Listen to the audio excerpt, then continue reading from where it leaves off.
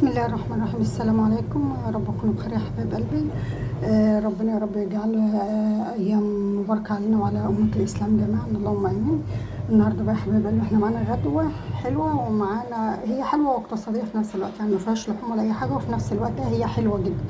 ومعانا هنعمل برضو حاجه نحل بيها كده، لان ابني طلب مني قال اعمل لنا اي حاجه حلوه كده يا ماما، لان انتوا عارفين يعني ان اللي في الجيش دي لا حلوه ولا حاجه.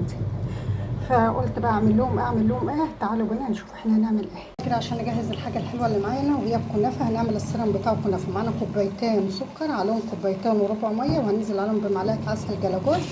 ده عسل جلاجوز اللي هو ده يا حبايب قلبي اهو. ده عسل جلاجوز اهو. هننزل بمعلقه حلوه كده من العسل الجلاجوز، معلقه كبيره، وهننزل بعصره ليمونه، وهنسيبه ياخد ويدي مع بعضه كده. بعد ما يغلي ب10 دقايق هننزل عليه بظرفين من الفانيليا اهم، نجهزهم معايا هما ظرفين من الفانيليا. بس هنسيبها بقى لحد ايه ما تغلي خالص. هسيب المعلقه فيه كده عشان نقلبها ونشوف احنا هنعمل ايه مع بعض. ان انا هستخدم الصينيه دي في الطبخه اللي انا عاملاها النهارده. انا هسيح فيها السمنه للكنافه. حطيت هنا نص كوبايه الا ربع سمنه، هنزل عليها بربع كوبايه من الزيت، بحيث تبقى كله كوبايه سمنه على زيت، كوبايه سمنه على زيت. ماشي يا حبايب قلبي. ساحت اهيت، يا دوبك هسيبها تفك كده عشان ما تبقاش حاميه. الكنافه بتاعتنا دي نص كيلو كنافه اللي انا كنت جايباها معاكم في المشتريات، اللي انا كنت جايباها للعيد. ماشي يا حبايب قلبي. هنزل عليه بمعلقتين من السكر المطحون، دي معلقتين بس من السكر المطحون. اقلبها كده في بعضها كده بالمنظر ده، وهنزل عليه بالسمنه على الزيت كده برضو اهو، بحيث تبقى ايه كلها ببعضها كده. اهي يا حبايبي، هفضل بقى ادمجها كده ببعضها لحد ما تشرب كل الدهون بتاعتي، واحطها بقى في صينيه كده. انا هعملها بدون اي حشوات، لان بنتي عايزاها من غير اي حشوات. يلا يا حبايب قلبي، هجيب بقى صينيه كده شويه. بسم الله ما شاء الله. هجهز بقى دي وايه عشان نشوف ايه الغدا بتاعنا بتاع النهارده. برضو غدا جميل اقتصادي وفي نفس الوقت حلو. يلا يا حبايبي، معانا هنا الصينيه دي هنزل فيها كميه الكنافه اللي معانا كلها. الكنافه ما بتاخدش وقت في تحضيرها، وفي نفس الوقت هي بتبقى من التحليه الحلوه جدا. رجعكم بقى لايام رمضان الجميله كده. بططها بقى كده لحد ما تبقى قطعه واحده، عشان ايه ما تسيبش ما تفتش منك في الفرن. هنا بكون ظبطت صينيه الكنافه اهي، هحطها في الفرن على درجه حراره 180، ونشوف احنا نجهز غدانا ايه النهارده. الغدوه بتاعتنا بقى هي عباره عن الكشري المصري. وانا نزلت جبت كده طلبات الكشري المصري، جبت حمص، جبت مكرونه من اللي هي الصغيره دي، جبت عدس اصفر. هعمل بالعدس الاصفر لان احنا كلناه عند مؤمن في المنصوره، واولادي عاجبينهم قوي طريقه مؤمن. فانا قعدت افنط في الطبق كده لحد ما عرفت مكوناته، هعمله معاكم. وعدس بجبن، يبقى معانا مكرونه عدس، يبقى معانا مكرونه سباكيتي، ومكرونه من الصغيره المقصوصه دي، ومعانا عدس بتاع حمص، ومعانا عدس بجبه، ومعانا عدس اصفر، والرز بقى بتاعنا. ويلا بينا نشوف احنا نجهزه ازاي. انا ما اخدتش بالربع العدس كله، انا اشتلت منه دول، هينفعوا في حاجه ثانيه ان شاء الله. لو هنجيب عليهم ب10 جنيه هيعملوا طبخه ثانيه اهو. احنا اشتلنا دول. اول حاجه كده انا الرز على عدس الاصفر ده هغسله واحطه على البوتاجاز، يبقى ايه رز عدس اصفر بدل كشري الشعريه. بدل الرز بالشعريه نعمل رز عدس اصفر. يلا حبيبي. تاني حاجه وهي الحمص. الحمص بتاعنا اول هنغسله وهنرفعه على النار. برضو بعد الرز الاصفر هيبقى الحمص الحاجات اللي تاخد سويه اكتر. يلا حبيبي قلبي، يبقى كده احنا عملنا الحمص وعملنا الرز الاصفر، ويلا بينا نشوف احنا هنكمل نعمل ايه. معانا هنا الصينيه اللي انا مسيحه فيها السمنه للكنافه. هنعمل فيها بقى تسبيل الصلصه بتاعت المكرونه بتاع الكشري.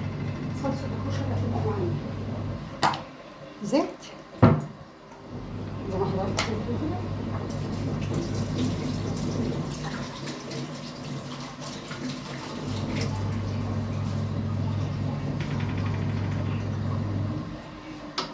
اول ما الزيت بتاعنا بيسخن هننزل عليه ديت هرسة شطه وتوم. هننزل الاول بالتوم كده، توم كله، كل التوم اللي معانا هننزل بيه، راس توم حلوه كده.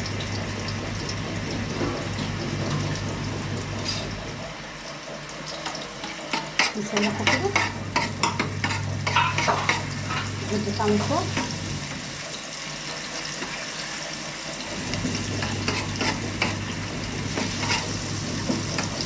نريحها كده على المهلة. احنا ولعنا على العدس، ولعنا على الحمص، ولعنا على الرز وكشر العدس رصه، ولعنا على الحمص والسلق. لسه هنحط العدس ابو جدا بس اعمل الصلصه عشان يبقى كله مع بعضه كده. هي بنتي بتجهز العدس يا ابو جدا هيتحط على طول يعني هيتحط. اول ما الثوم بتاعنا بيبدا يصفر كده هننزل عليه رشه الشطه برضه تفصيل الرز كده، يعني نعمل فيها 5 كده لحد ما تبقى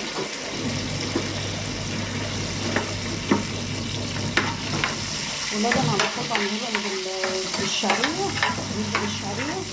فلما كانوا عند بوقهم في العيد، في فسحه العيد، قالوا لي جربوها يا ماما كده، قلت لهم كمان عملوا في البيت طبق ب 30 جنيه، يصير في 70، والله يصير لحد 70 جنيه، ليه معرفش.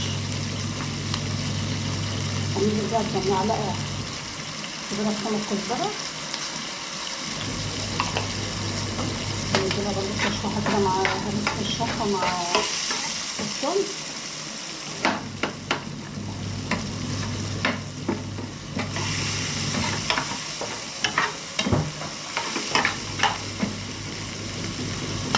ننزل هنا بالخل بتاعنا نص فنجان كده من الخل. خلي بالنا كده ما بيطشطش ده.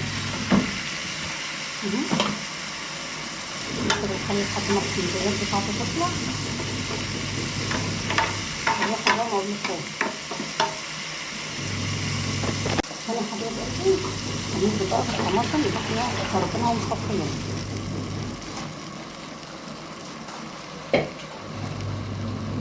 جوه المطبخ كله. هننزل بالملح بتاعنا، معلقه كده من السكر عشان الحموم ما يطلعش حمى على صدر ولادي، كزبره كمان، كمون،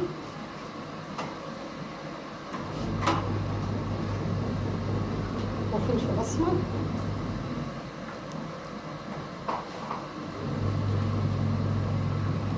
كزبره وكمون وفلفل اسمر وبابريكا. ودي بتكون كل التوابل بتاعتهم حاجات جدا، مش يعني ما تكتريش توابل كده لان انت بتشتغل عن الحار، والسكر والملح. وكده بتكون دي صلصه الكشري بتاعنا خلصت. هسيبها بقى تتسبك، واحنا هنا رفعنا العدس ابو جبه برده اهوت بيتسلق معانا.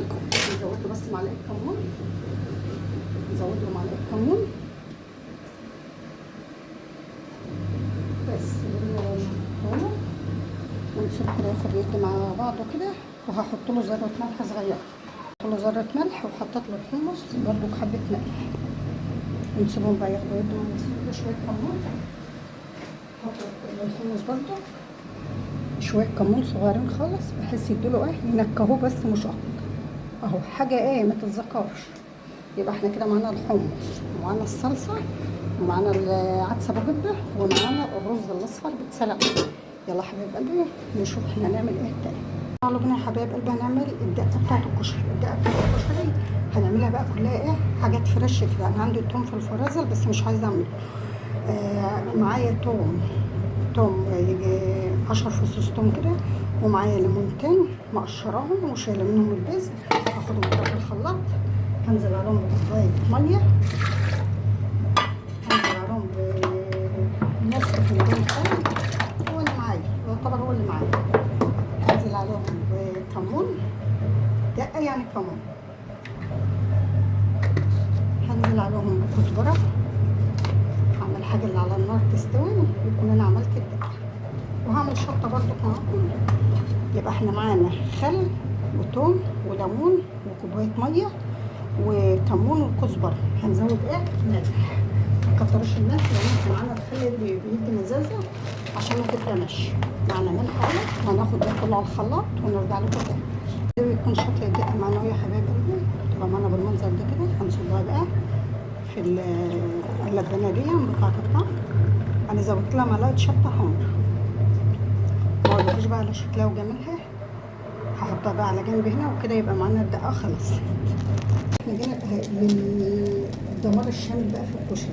هنحط زيت، معلقه زيت حلوه كده، مش معلقه، يجي 10 15 معلقه، لان دي احنا هنعمل الشطه وما ادراكم الشطه. هنسيب الزيت بتاعنا لحد ما يسخن خالص ونشوف احنا هنعمل ايه. 1 2 3 4 معالق كده من الشطه وما ادراكم الشطه.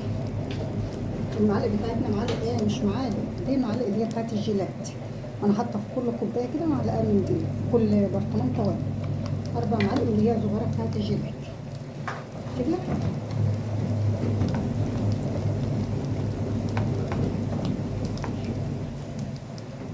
هتلاقي حته توم كده صغيره بس هنفتحها كده.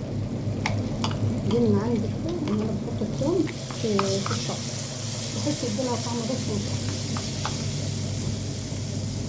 اقولكوش بقى على الشطه دي. انا لحد دلوقتي لسه ما حطيتهاش اي حاجه اهو. الاضافه بتاعتنا بقى هتبقى ايه؟ كركبين من الصلصه اللي هي بتاعت الكشري.